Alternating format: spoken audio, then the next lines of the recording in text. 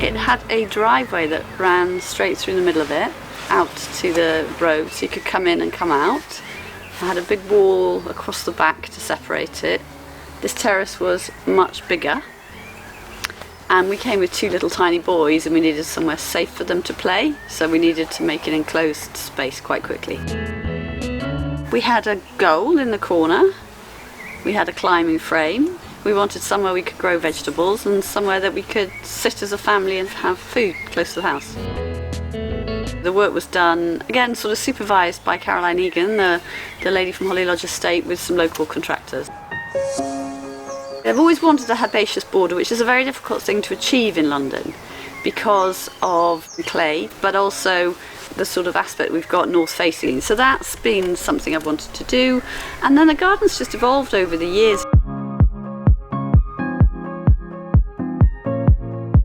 The aces have grown. We used to live in Japan, and so we have a sort of great affection for Japanese style planting, which is why we've got the bit at the back that is sort of influenced by that.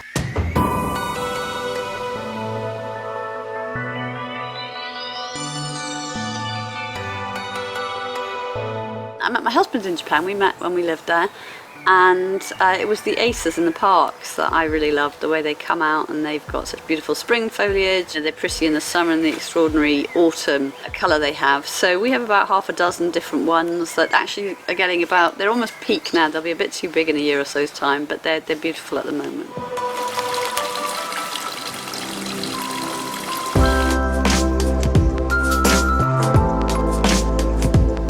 My firstborn is called Tom, and he was always known as Tom Tom, and he's a baby, so that's a Tom Tom rose.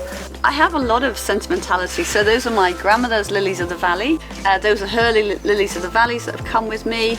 I have hellebores from my mother-in-law's. I have a lot of sort of sentimental attachment to some of the plants. So we have the Harrington scheme, who helped to maintain the garden. There's a huge hedge all the way around. The lovely man who comes and supervises the young people says they like to come here because just the variety of plants that are in the garden, that is in the garden, and that the kids can learn from.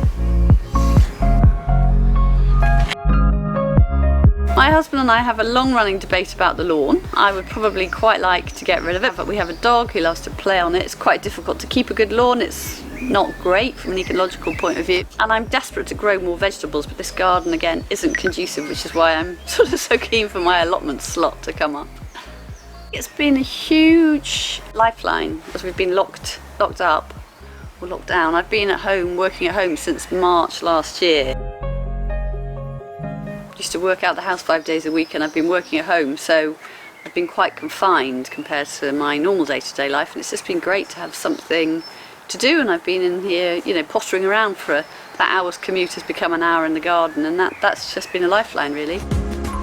I've really enjoyed having the garden over this period of lockdown.